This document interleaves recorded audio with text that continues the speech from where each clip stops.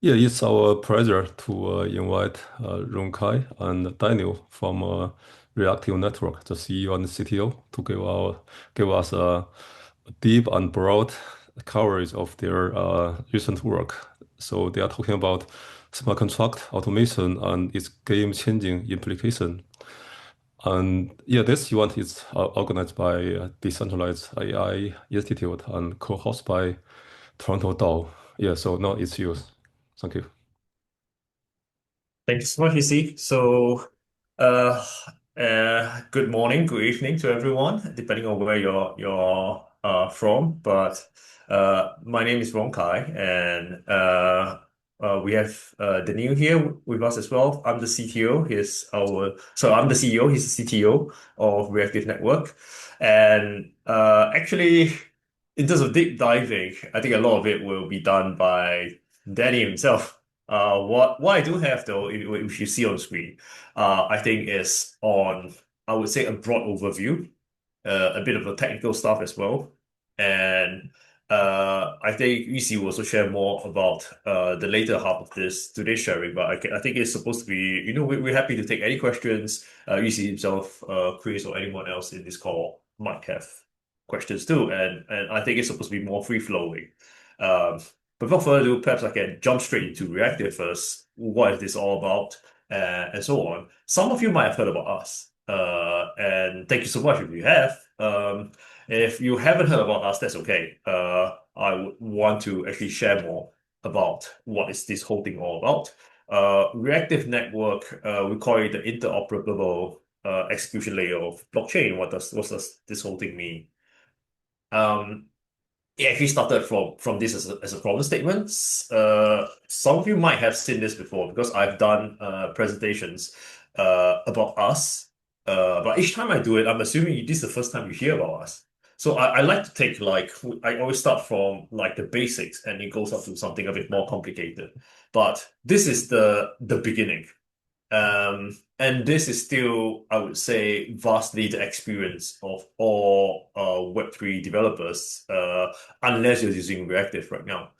So in a Web2 experience, you deploy the code uh, anywhere, and it will react to changes in the tech component state directly, and the code will perform the function, and then it goes to the application. Well, what does this mean? It means that if you're building, say, a handphone app, and the handphone app needs to respond to things happening on other parts of the internet, you can just code for it to say, if this thing happens in this part of the internet, if you see this, uh, please react according to this. If this, then that. If not, then what? Even though, etc. There's a lot of these functions that comes in, and the code will just perform the function automatically. You set it with the conditions, and then the developer will move on to the next part of it. On Web3, you can't do that, unfortunately. You can't do it directly. Let's put it that way. Um, the If you deploy a code on-chain, you call it a smart contract. That is a very good PR term. It's not exactly that smart because ironically it cannot respond to on-chain events, only the state. State, it means, for example, how many digital assets you have in your wallet. That's state and different things. The state of not just your wallet, the state of different contracts, different places on chain, and you cannot take data or respond across blockchains on chain. But as a business, you need that to happen. So what do? You take the data off chain, you standardize it in a Web2 based code because Web2 can do that. The part you see on the left, um, and it will respond based on the data that's been standardized and cleaned from blockchain, and it will respond back by reconnecting back to a Web3 node and do it. So it's a roundabout way. It's very roundabout rather than it being straightforward. From a developmental process and perspective, is a huge barrier. Anyone that comes from Web2 side and trying to do Web3 development, the first thing they say is that it's so complicated. I was like, what's complicated about it? Why can't the code do this? And why must I connect to this, connect off-chain, and I have five different tech stacks talking to each other just to make it work when, well, off-chain is so, I would say, streamlined. And that is something that we spotted and we say that, yeah, why are we just allowing this to happen. Can we do something about that? Uh, what we did is actually fill in the activity gap by making the event log actually actionable, programmable, fully on chain. The part that you see in red, we basically make it actionable on chain. So if it's so easily done, why didn't basic blockchains do it right from the beginning? And that is where I would like to quote Vitalik himself in Singapore. Um, Back then, when Ethereum was the first blockchain ever to sort of have a programmable layer on top of it, it was already a problem that they say that it needs to be solved. Basically, blockchains needs to not just publish events. Things happen, it publish, it says that this thing had happened. It needs to subscribe, basically seeing what's going on. But the subscription never happened. And he said that it didn't happen because I'm paraphrasing him, but long story short, it's too complicated and it has a lot of downstream implications in terms of, I would say, the entire network security and so on. So rather than messing everything up at the blockchain layer, the decision was that let people build solutions on top of us, and for the decade after that, everyone's basically did it by pulling the data off chain and then on chain again. That was the solution. That was on top of it, but it wasn't perfect. It was extremely cranky, um, multiple points of failure, high cost of setup, maintenance, etc. And what we did is that can this be online, fully on chain, and basically therefore more organic to a blockchain developer, and that's what we did. Now blockchain A can see blockchain B, dApps can interact with dApps with different events, with different kind of not just data streams, but actually someone else doing something, and you see it that there is an event, there is a someone has done something, and you, i.e., the reactive contract can spot it and then say, can I do something else based on my own coding? So that's what we did. Uh, this is a very simplified form of how it works. It basically observes the live event and retrieve the histories, and then it will compute the data on chain. Um, it's the first execution layer for developers like that. And we deliberately built it as an execution layer. Think about it, we could have built it as a layer one and call ourselves the world's first reactive blockchain layer. And it's a come build on us, don't build on everyone else. But one of the things we recognize in this space, based on our own past experience building on blockchain as well, we've been around for since 2018. So it's been, well, it's coming to 8 years. But the whole idea is that from our experience, it doesn't make sense for us to kind of say that exclude everyone else. We want it to be inclusive instead. If you're building on Ethereum based blockchains, you're building on Solana, you're building on Polygon, building on anywhere else, I want you as a developer to say that, hey, I'm not excluded from it. I'm already committed to this chain or this group of chains. And I still want to have this capability. And that's why I build it as uh, basically an execution layer. We're connect as long as we're connected to the blockchain, whether it's layer one or layer two, doesn't matter. You can see the events on those. You can react on those that we're connected to. So it's not just one chain to one chain, it's many chains, kind of data coming in and then reaction back on many other chains. The architecture in brief, I put it out here. This is a very nice work done by Danny. Um, Basically, this is how a very simple flow looks like. Again, this is just representative. And if you see Solana S3 here, the context is that they're not out yet. This is just a representation of non-EVM data that's going to be fed into sequencer. In fact, what we see right now is basically the top half is live. EVM chains, we have sequences to process the whole thing, and of course, data goes to storage and so on. This whole thing is basically processed on chain, online. And eventually, when we upgrade sequencer to basically a 2.0 version, actually non-EVM data will be fed to it as well. And not just non-EVM, I would say any kind of data that's relevant to a blockchain architecture, you can technically connect to it and basically provide the data in and make it detectable by a code that's on us. And once the code that's on us is basically reactive contract, right? If the reactive contract can see it, can recognize it as the type of event that it needs to see, it can react to it. Use cases, quite a lot. I'm just giving a very, very brief summary, but actually our big use cases really in the DApps or DeFi side of the house. If you look across almost all of it is DeFi. Uh, it's hook-like functions, streamlining of buybacks, auto adjustments of LP positions. Actually, that is very important. Uh, in October last year, well, there was a big liquidation, right? Why was there a big liquidation? Actually, there were a lot of people commenting about it. I wouldn't go too deep about it.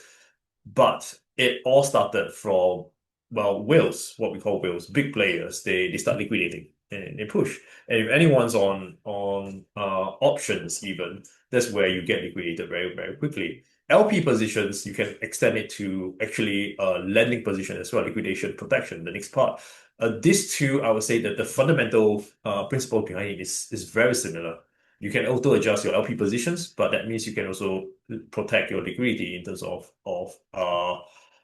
lending protections and so on. There's DAOs and launchpads, automated implementation of proposals. For example, once the on-chain voting is completed, automated issuance of tokens, SocialFi, auto rewarding of users, GameFi, synchronizing supply of cross-chain NFT collections, etc. All of these are not like invented by us. There are real use cases being used by projects building using Reactive, projects experimenting with us, proof of concepts, etc. All these are real.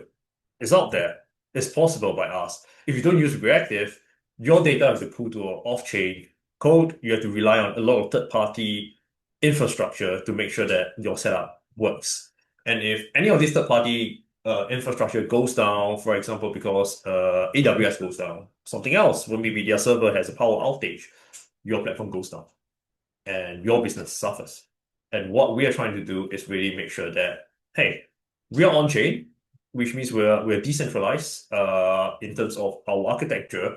Um, if any of those common problems that affect a centralized infrastructure happens, well, we shouldn't go down because we're decentralized. We basically spread out the risk in terms of architecture resilience.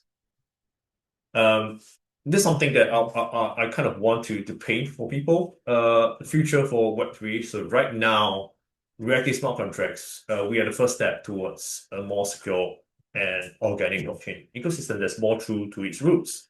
Um, there's open options for faster build cycles, more organic smart contracts. And faster build cycles is very important.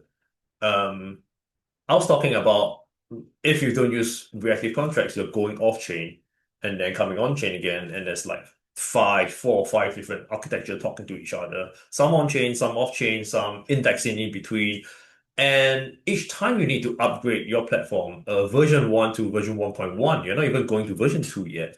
You need to change all five or four or whatever number of architecture code that you have because it leaves, all right? You need to make sure the whole thing works. And that build cycles is usually calculated in a matter of months. That's also why Uniswap kind of like right now they're on version 4, like hooks and so on. From if you're a handphone developer, you'd be thinking, shouldn't you be on version 20? It's been so many years. Or version, 2.1, 2.2, 2.3, and it constantly upgrade. They do have their own I would say developmental cycles, but in Web3 it's very often calculated in months rather than weeks, days even, on Android, on iPhone, on the desktop, and so on. The root academia, I'm looking at the second box. I think there's a lot of potential behind it. It's the root of Ethereum. We really touch on the need for a full business case on blockchain, right? So what are the design considerations from the blockchain trilemma point of view, right? To allow a usable, decentralized reactive setup. I think we basically come forward with this solution where once we streamline this part, and we make developmental cycles faster, and we make basically, I would say, the flow of data a lot more organic, completely on-chain.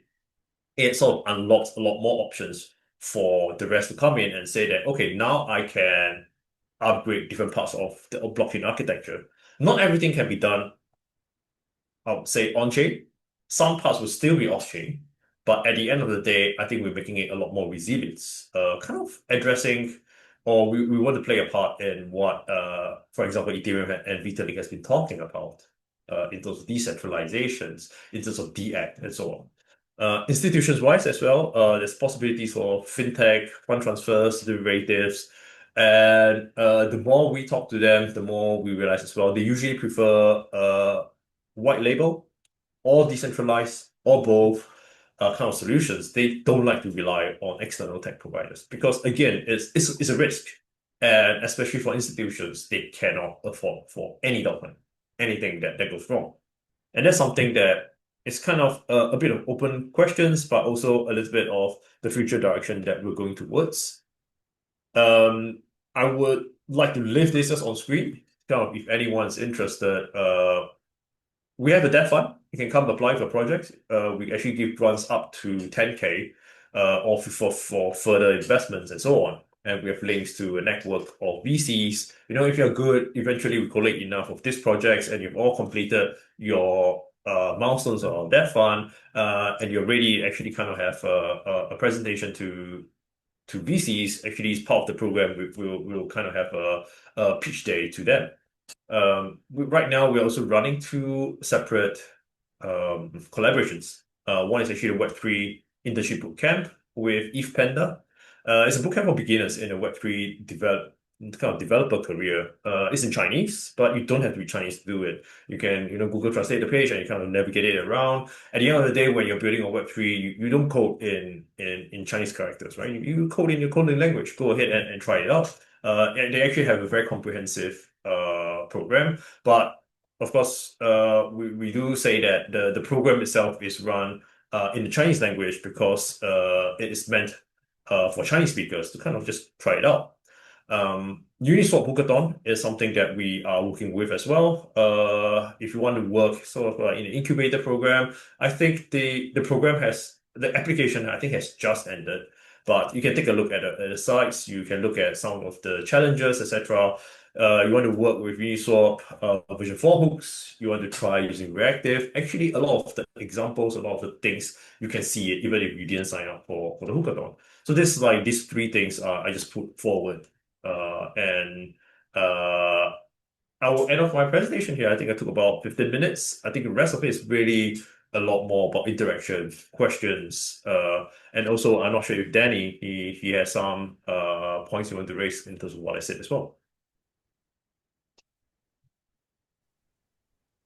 Um, yeah. So at this stage, there was a lot of information, and I hope, like from the technical perspective, there are a lot of things that can be said, but yeah, I see it as a kind of a dialogue between us and the host or the questions from the audience. There's just too many things can be said about every component here that we have in this ecosystem.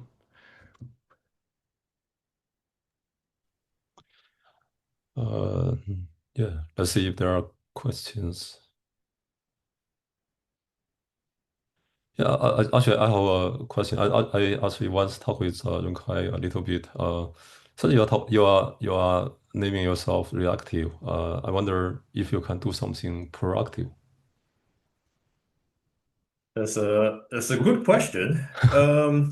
And I think probably Danny will have things to add to it as well. So, what do we mean by reactive versus proactive, right? So, by the meaning of the word itself is reactive if something happens and then you react to it. You kind of okay. Then the next thing is this. If this, then that, and so on. Proactive is when nothing has happened yet, and you kind of do things in preparation for it. If you look at it purely from this, I would say definition, then technically we can be proactive. By what sense? By timing. Like at this block, I want to do something. Doesn't matter if it has already happened or not. I want to do it beforehand. You need to code for it. And you need to code for a kind of situation. And a lot of it, I would say reactive, proactive, it really boils down to you can only be proactive against something that you kind of have spotted, and then you kind of have a strategy to hit it. what do you spot?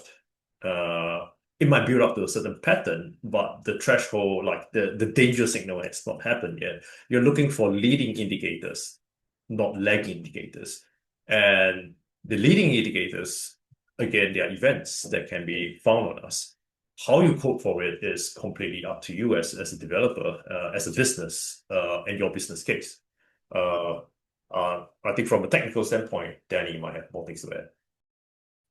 There isn't like it's a very speculative question in a way, right?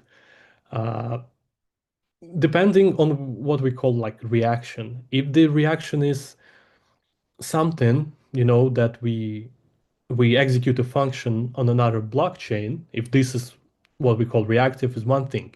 So actually the connection to upstream blockchains is kind of proactive in a way. This not necessarily means that, when something happened on Ethereum, you you have to execute something somewhere. So being this observation layer, right? Being able to stream this data and process this data is being proactive in a way, right? So looking from this perspective, we can call it proactive, and also we allow some things like time-based, not automations, but like contract executions, because our contracts are executed not like on the user will, but at developer will, in the sense that the logic they put in. We also allow things to happen not only when something have just happen on the other chain. What you can be doing is ingesting the data, and then I want every 10 seconds, if these sort of conditions kind of aligned, I want to made a trade, a swap, add some collateral and stuff like that. So I think in a way you can call that proactive, even though like in our universe we just call it kind of blockchain reactivity. Yeah, okay, thank you. Yeah. Yeah, so I wonder if Daniel has more slides to talk about, or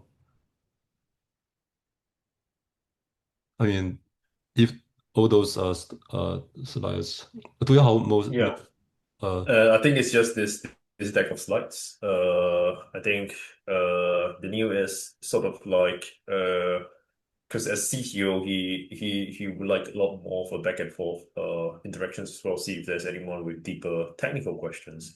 oh, okay. What I shared today is really I think we sort of jumped into some of the things that we've never shared before. A kind of for example, if I go backwards, uh, I think most people have never seen this before. And I think actually this came from Danny actually.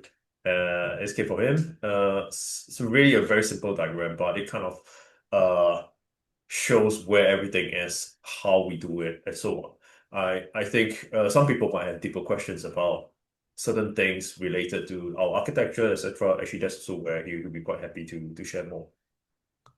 Okay. Yeah, I don't exactly have a presentation because Ronkai um, touched the important stuff. I don't think there is like too much sense to go into like deep technical details if there are like Okay. no kind of desire to hear about that. But I can like always put my 5 cents in. I think on top of what Ronkai said about building this transparent system that allows you to to stay fully on chain, not only like without the need to take data off chain, process there, and it actually introduces like many points of failure. There's one point of failure when you fetch the data. The other point of failure is where you process the data, and there is then security concerns as well, right? Because to post transactions on chain, you need to sign them. Then it's always a big, you know, it's always a big question whether like how do you store the keys? How do you sign the transactions? How do you make it secure? And I think uh, Reactive as a sort of a one-step solution for all of these problems in one box. But not only it's like one-stop solution, the actual benefit of that is that you do it in your familiar ecosystem because reactive contracts uh, is what we call them, are the normal smart contracts. They are written in Solidity, well documented. So we actually have like the EVM itself is the vanilla version of the EVM that is being run by Ethereum. And we just provide, like from the user perspective, right? We just provide a set of kind of libraries and interfaces, even not even libraries, that allow you to write the normal the the code that you used to. You don't have to go into the new tool set because previously, before Reactive Network, we've been running a sort of a similar automation platform that allowed you to write also like conditions on top of the blockchain data of data streams.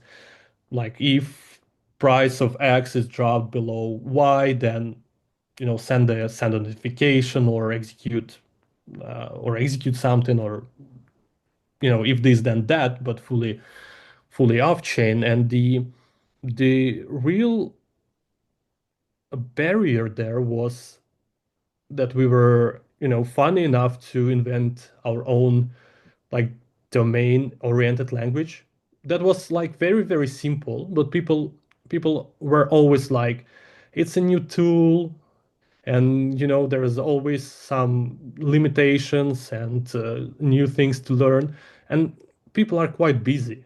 They don't really want new tools, or even if you get a new tool, you want to be like as familiar with that as possible. And kind of Reactive is built on pillars of experience that we actually acquired over these 6-8 years uh, of building different data solutions, in Web3 specifically. And we kind of wanted to bring it into transparent and familiar ecosystem without really giving you the new shiny tool, because we can see those, if you look on the market for the last couple of years, well, even more years now, we all, in the end, coming back to the basics. Obviously, there are builder communities on Solana, on Sui, like everywhere probably. But we see that people, if not like, but at least used to working with Solidity, and it is much lower barrier than like Solana with like Rust or Sui with Move and stuff like that. And it's architecturally what I like about Ethereum. It's very simple. It does probably impose some limitations, not maybe, but it does impose some limitations. But it's the beauty of Ethereum that things are very straightforward. There is nothing unexpected happening there. EVM is very well documented, and the thought that was initially put into developing Ethereum was very right thought, maybe a little outdated today because we got more power today, like computation power than back then, uh, in 2000, what was it, 12, 13, when the mainnet launched. Um, but it was adjusted, the block size, the gas cost, and stuff like that. Over time, they were adjusted. And well, in my opinion, Ethereum kind of became a gold standard for building decentralized applications. And if you look outside of the Ethereum box, all of the chains, all of the tools that kind of rode the hype wave, they, with time, they just come to naught. And I think it would be unwise to not to stick to this ecosystem. Obviously, if you're a giant team of like 50, 100 or hundreds of developers and you're VC funded, you can afford you can afford improvisation and experiments, but uh, being truthful, how many projects are like that? Not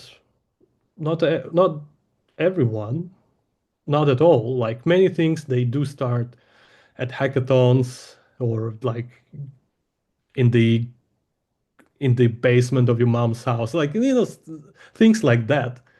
And people cannot afford to make such big experiments. You go to new and shiny thing that the actual user base is 10 whales that came there for yield.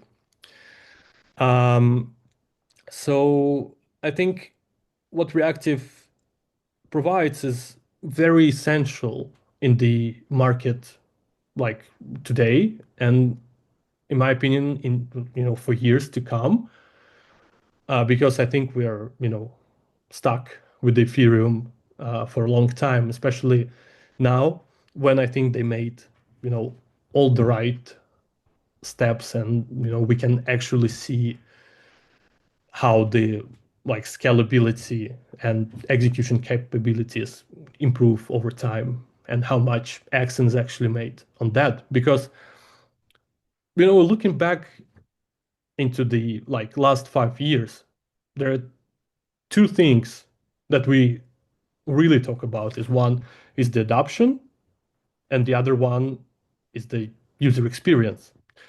While those are very broad terms, in reality, we are left with, if we rephrase, what we need is that this is something that is easy to use, and this is something where user don't have to think. They don't know anything about it, about the bandwidth. It's like, because if you take like the system of the gas pricing and stuff like that, it's very complicated for a user. So we are left just with these two things: the adoption, and this adoption comes to user experience. And then this user experience should not be kind of diluted by a thought of, oh no, this it's 9 a.m. in the US, so transactions now are more expensive. Maybe I do it later, so it's ridiculous. The point of this very long thought is that I think Reactive is very well positioned in this sense that it provides for developers the same experience that Ethereum can provide with all the tool set. Take everything, like any things, like any like Foundry and Hardhat, and whatever EVM tools out there. There are very many of them, and you can just add more functionality to your previously kind of unresponsive smart contracts. Can you say a little bit more about, you mentioned the wide adoption and user experience. So can you say a little bit more about reactive network can be helpful improving the adoption and user experience? Ronkai, do you want to take this one? I can start a little bit more from I would say, business standpoint. Uh, so when we do something, you kind of look at the seeding ecosystem, right? Um, it's a bit like, I like to draw analogies, because if, for example, I myself, I'm not a developer. I may have studied engineering, but I'm not like computer engineering. Uh, I kind of learned a lot through kind of analogies, and the best analogy I can think of is kind of, people use Visa and MasterCard to buy stuff, right? like, have you ever thought why? Why don't people use more of the Japanese or the Chinese payment rails? Availability is one thing, liquidity is one thing, but I think a lot of times it really just depends a lot on the existing ecosystem. So then the next question is, why would my like retail, like the merchants just use them because of the support behind it. If your supplier is using the same rail, then yeah, you might as well use it, and you need to pay someone else because businesses don't just take payments; they have to pay someone as well, usually suppliers and more, pay the rent, pay etc., pay the bills, and and they stick to an existing ecosystem which is relatively big.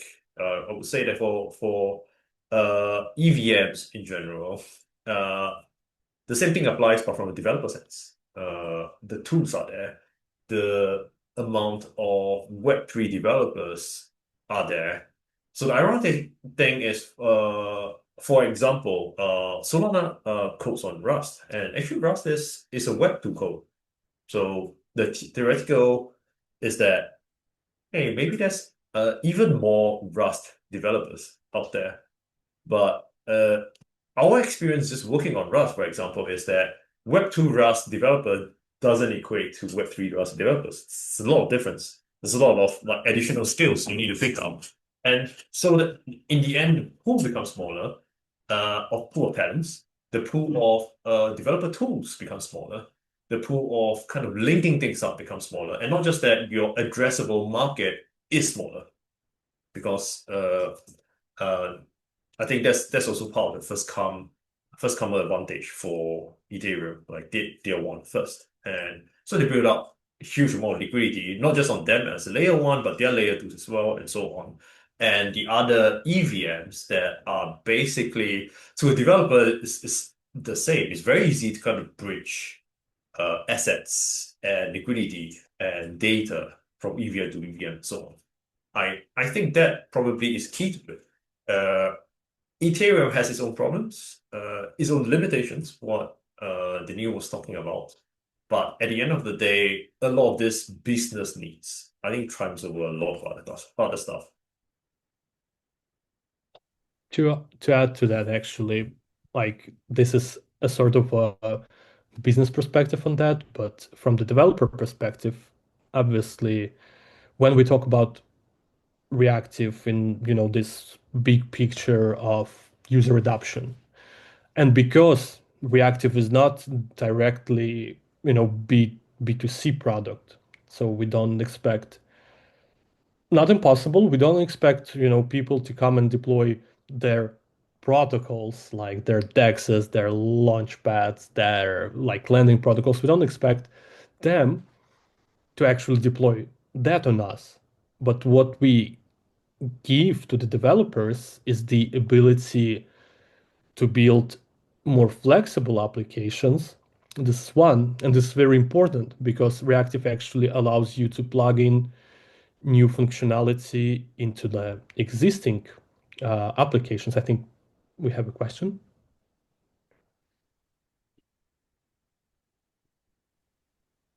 Is that my question, maybe? Oh, Go Hey, ahead. guys. Good to see you guys again. I was wondering if you could talk a little bit about your expansion plan to other, primarily non-EVM chains, and specifically about, if you guys aren't going actively to another chain. I know that you have a strategy to partner with Hyperlane. So, if I wanted to build one solution, like should I build on native reactive and hope that you go to all the chains, or should I build on Hyperlane and thereby already be compatible with all chains that Hyperlane supports? And talk about that strategy a little bit. sure. Thank you for the question. So just to clear this first, the Hyperlane, the integration with Hyperlane that we have is one of the it's like nice additions that we have in the sense that Hyperlane does not allow us to read data from other chains. This is just very convenient and decentralized protocol that allows us to post transactions to any of the supported chains by hyperlane. It means that, today it already can be done in the sense that when something, when a swap happened on a base, go and post it to like Solana or Sui. So this is what hyperlane allows. From our perspective, from the perspective of data streaming, and this is what Ron Kai mentioned, these sequencer 2.0, it is more on our side.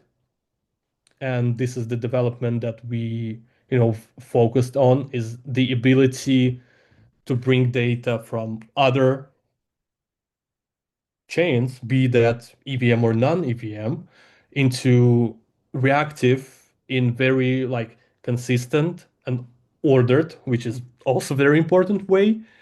And because the reactive itself is EVM network, right? And we kind of limited by the EVM architecture, the integration of non-EVM chains, takes more effort.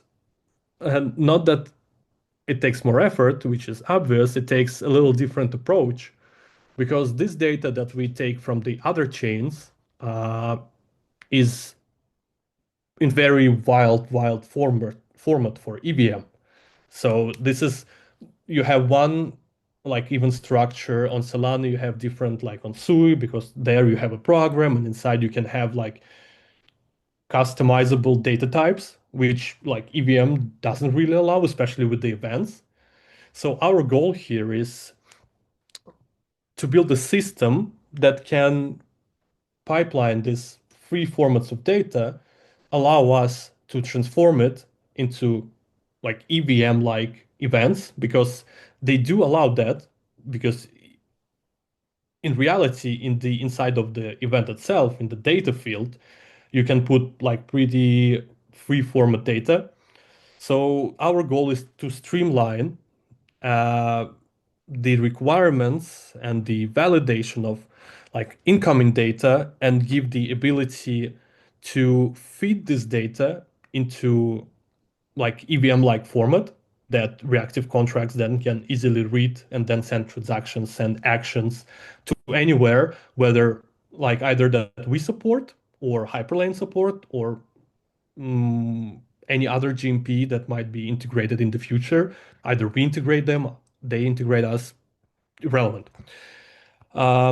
So the expansion in our case is to give the ability to actually put any free-form data into reactive to be able to, make this data actionable.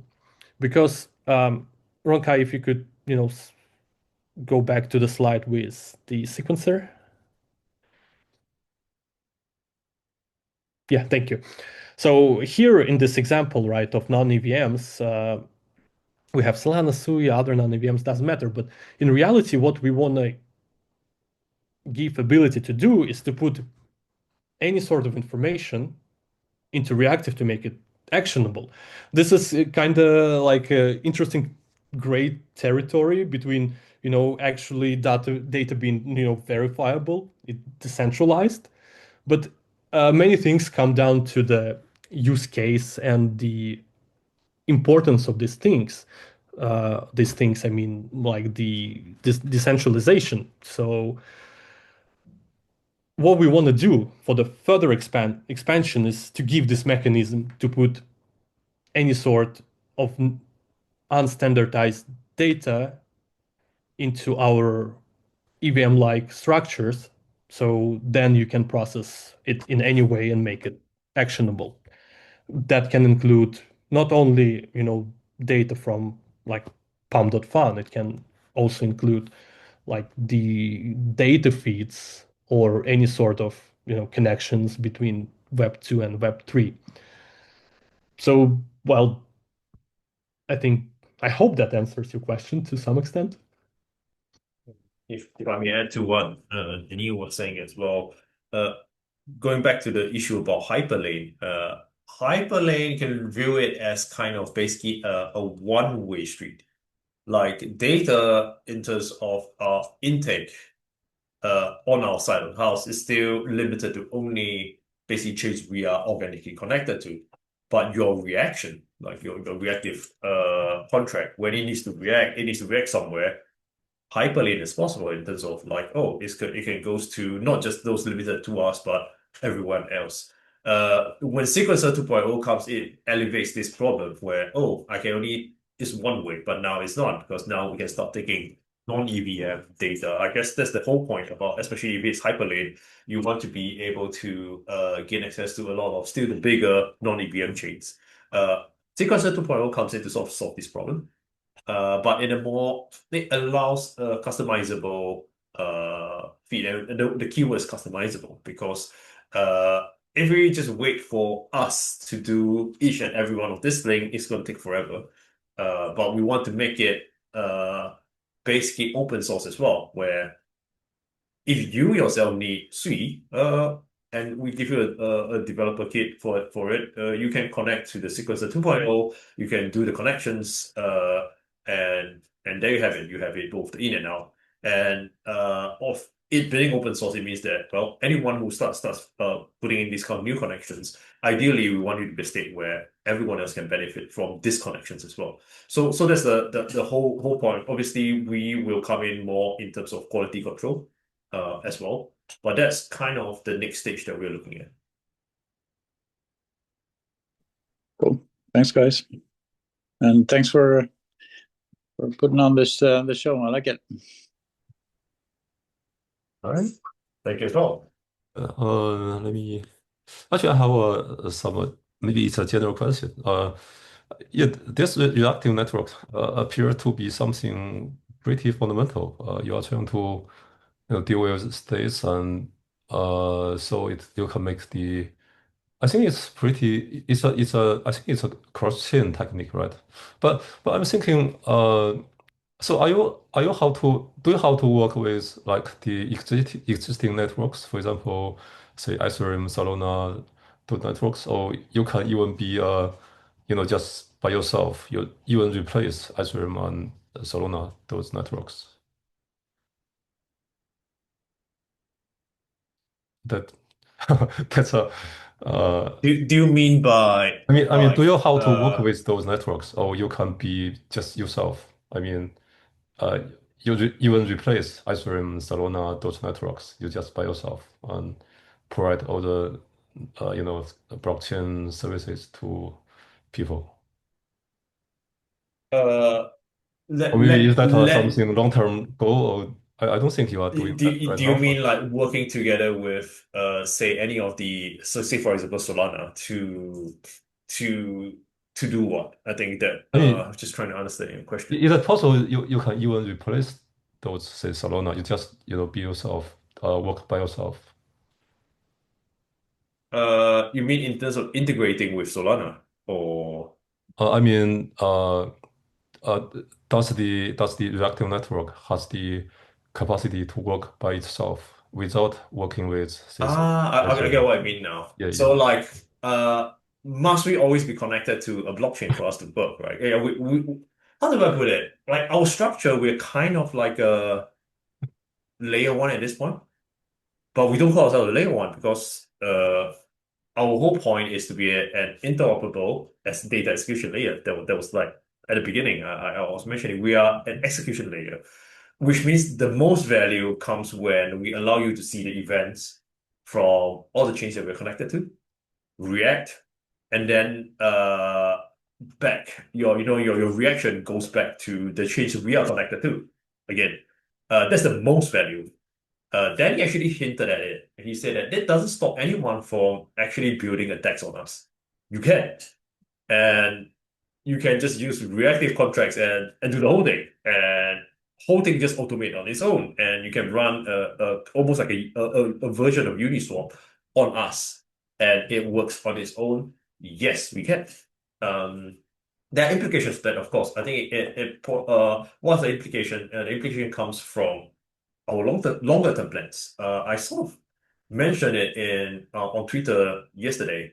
I was saying that, oh, we have sequencer 2.0 coming. We're looking at, say, proof of stake as well, and why is proof of stake a little bit inadequate? Perhaps I can share a little bit more because it has implication on this that you were asking about. Like, can we be standalone and build something on us? The implication, I think, after the change, we should still be we can be standalone, but how the whole thing stand alone is a little bit different. So right now, it is proof of stake, which means uh, we will just work on our own. Every block, once the block time comes, the validators validate, have achieved consensus, things happen, events pushed out, events pushed in, the reactive contracts work. That's the current state right now. Why is it inadequate? I think uh, Danny mentioned it a little bit earlier. Again, I'm putting a lot of things at what he's saying, but he'll probably add to me after this. But kind of one of the big problem is that there are definitely certain spots where it's a little bit tricky, right? Because how do you achieve consensus across different chains and so on? And right now, especially with us as a standalone chain, there are I would say complications in it. Complications that basically lead to our dev team working overtime very frequently, making sure that like, hey, everything is okay. And sometimes the like it is okay for months and then everything, yeah, everything's all right now, and then hey, some things happen and then everyone have to run. Which from the long-term perspective, I think is frustrating, but it also means that how can we like shift it to something that's a lot more stable? There are different options. Do we use Ethereum kind of almost like a security layer? Do we then become a layer two? There are different ways to go around it, which we are exploring. I think there's no one single answer, but that's also the beauty of EVM because all the tools are out there, all the options are out there, and people have already built a lot of iterations of it. What we need to do is find something that makes sense in terms of what we are trying to do. At the end of the day, our core value is being the interoperable data execution layer.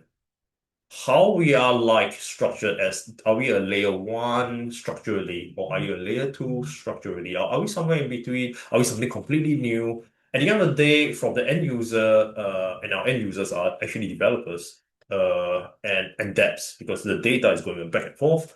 That actually does matter, right? As long as things are flowing, as long as we're decentralized, as long as we're structured as a blockchain, the whole thing holds. That's something that we are really prioritizing for this year. I think Danny might have more thoughts on that. Sure. I mean, I could unpack and go on forever about many of these things. I think what's the most important for us this year, or overall actually, is the sustainability of the solutions that we build. Because as Ronkai mentioned, a lot of our time we do still spend maintaining. This is, I mean, first of all, this happens to anyone, who is operating the nodes, whether it's your RPC provider or any other chain. Um, the other problem is the complexity that we put in, right? And the thing that Ronkai mentioned before, like, without mentioning that, like, it was impossible to build or very difficult to build. The reason for that is the building of consensus mechanism that is not isolated within the existing, within the network is a very, very tricky thing. And when your blockchain consensus is dependent on the kind of third-party sources, well, even if those third-party sources are, blockchains, it gets very tricky. And we do spend quite a lot of quite a lot of time, managing disasters here and there. I mean, I make it sound a little bit more dramatic than, well, this is actually is. But our goal is to make first and foremost goal because like in essence the functionality that we wanted to have is there. There's obviously there are 10 ideas and then there's 100 ideas on top of these 10 ideas because you can expand in many ways, but the first and like the most important goal is the sustainability because of the complexity of this or the whole consensus mechanism and uh, the way that we built it. Unfortunately, this is just the truth that we took the Ethereum stack and like Ethereum proof of stake stack that gave us a fair share amount of of headache. Our goal for now is to make it first of all sustainable, that does not actually require, us babysitting this whole ecosystem. B or two, we obviously want to make this thing open source, and this is going to happen this year. Just recently thought, I've seen this thought saying that you either open source like from the beginning, or you never get there. I think it's also said by Vitalik. I think that's not true. And for us, it's like for us as not VC funded project, going out there in a wild west, uh, you know, uh, swimming with the sharks with like billions of dollars, and just put all the things that we did into open source day one seemed kind of risky in a way because we cannot move at the light speed. Uh, but as the time went on, we obviously seen the reasons why we should move into this direction. So this sustainability first, decentralization is second, and then third is, the feature expansion. I know I drifted far away like from the initial question of, reactive being the thing standalone thing, but there is no definite answer to that uh, because we're still looking at the options, how we can bring like the most value to the blockchain itself as a market, and then to the developer community. Okay, thank you. Yeah, other questions. Uh, yeah, let me ask one more, the last one. Actually, I cut your code, so I didn't prepare deep questions. But let me ask one more high level. Yeah, I think you are dealing with state changes, for example, from logs, and so I think that's a pretty creative idea. But do you think there may be other variables in the blockchain system that may be helpful for you? That's maybe an open-ended problem, right? But even, do you think there are some limitations of the current blockchains? So, it makes it not easy for your reactive network, or even you even want to revolutionize something in the current block network. That makes sense. So. I mean, are there some new variables or are there some limitations of the current blockchain? So you may want to revolutionize. Yeah, I think probably this one, Danny can probably answer in a deeper sense. As I understand your question is basically like right now is from changes in the logs, right? Like you said, those are what we call events.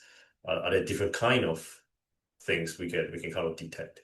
I think previously we already alluded to time-based, purely time rather than off block based, rather than this sort of log based events. But perhaps then you can share more.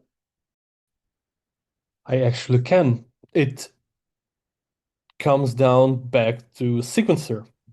why this is very important. As I mentioned in a question asked by Noak, is that we want to build this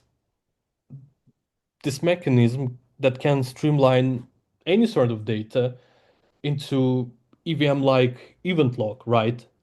And this means because this is very rightfully asked, there are so many things other than just events that happen on blockchain, and not as many. There are like limited amount of entities. There are blocks and transactions and events and like internal calls and some other stuff, right? But still, it's not everything comes down to just events. Like events cannot actually track the like movement of the native asset. So you cannot know like that somebody moved Ethereum just by events. So our idea is to have this standardized mechanism that will allow to streamline, all sorts of data into reactive to make it actionable. And this is very broad goal, and this is actually it's not as easily achievable as it might sound. It's not doesn't sound too easily achievable. Um, because there are components to that. There's, the streamlining and the transformation of data is one, and you obviously always can come up with the framework and give your developers this framework. This is how you work with this data. This is step one. We implementing the step one. But in many in other there are other problems as well here, and that problem is how do we make this streamlined data? And we want to make the process, trustless, so anyone can bring data into Reactive Network and make it actionable. Is the how do we make this data verifiable? And this is like very big kind of riddle to solve before we get, to the state where we can say this thing, does everything that it, ever supposed to do. And now being unlike many networks, like they're like one component, like for instance, like yes. I mean, it obviously also consists of like a validator and beacon and stuff like that, but these things are relatively straightforward. Uh, and we do have now a lot of components. We have the gas itself, we have the sequencer, we have the signer that is kind of our GMP, and we have like the hyperlane and other things that we might come up with. And our long-term, well, our problem and the long-term goal is how do we make every of these component trustless? How we verify the incoming data, and how do we actually make the sequencer that storage of ordered data. And the order is like very important when we come down to any blockchain produced data, how we make it fully transparent and fully verifiable. And this is, well, the biggest problem in the sense that this requires a great effort in solving. But as we see, as the market evolves and as the other kind of complementary technologies evolve as well, like all the ZK and all the execution optimizations and uh, everything like that, we can see more and more ways how we can achieve certain, how we can actually address certain things that are a big, pain points today. Okay, thank you. Other more questions? Yeah, I guess that's it.